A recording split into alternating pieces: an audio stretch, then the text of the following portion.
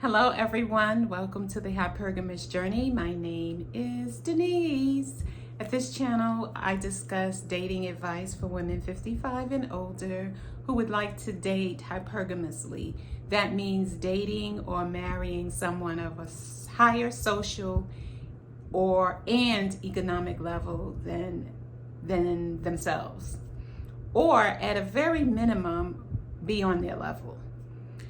So hypergamy is not for the faint of heart. It takes work. It takes breaking out of your old patterns of thinking, behaving, believing about yourself. First and foremost, about yourself. And in my last video, I talked about reconnecting, at least me reconnecting with him, someone I dated 8 years ago, who made it a point to remain in contact with me. And had I been left to my own devices, we would not be talking today. So I absolutely owe it to him. And to be honest with you, he didn't gain anything out of it except a friendship. So what I'm saying is there was no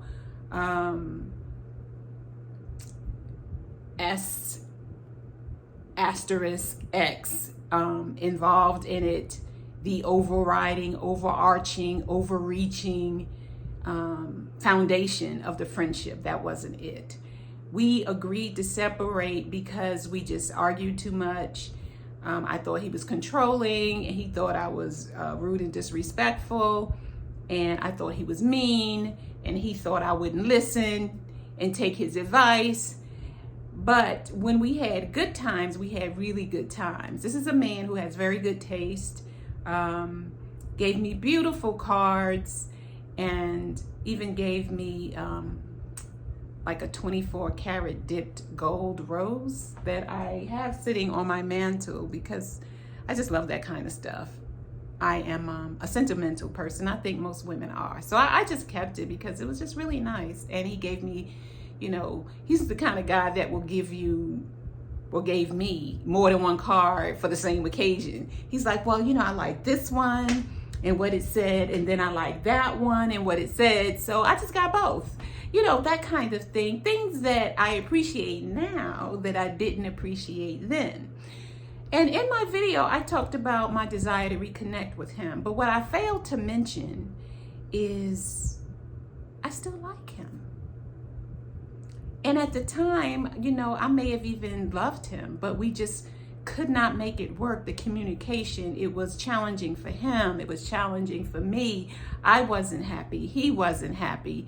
And we just agreed that, as much as we really want this to work, it's not. It's not working, and we're causing more stress for each other than happiness. So we amicably went our separate ways, and he really wanted to remain in contact and still calls me to this day and wishes me happy birthday and all of that, and just calls to check in and see how I'm doing. And now 8 years later, I'm like, oh, well, maybe I need to re-examine my behavior with him. And maybe it's something that cannot be rectified. Maybe it's something that can't be corrected. But I think it's worth exploring. I'm 61, he's 75. He's still single. And he may not want to get married, but I do. And so we'll find that out. But for the first meeting, we're going to meet again sometime in July. Just be light and fun. Practice all of the things that I have been embodying and believing and reading about for the last 3 years. This is where I take my show on the road with a man who checks all the boxes for hypergamy, and I care about him. So let me be clear. You're not to sacrifice your standards for hypergamy to just go for any old body who, has some money or a house or whatever it is that works for you, what your standard of hypergamy is. Because I feel at a basic level, the man has to be at least where I am. And, you know, Mr. Goldtooth and the other dude that I met at Chicago Stepping, my cousin called him a lab rat. They just, not even at my level, not even at my level.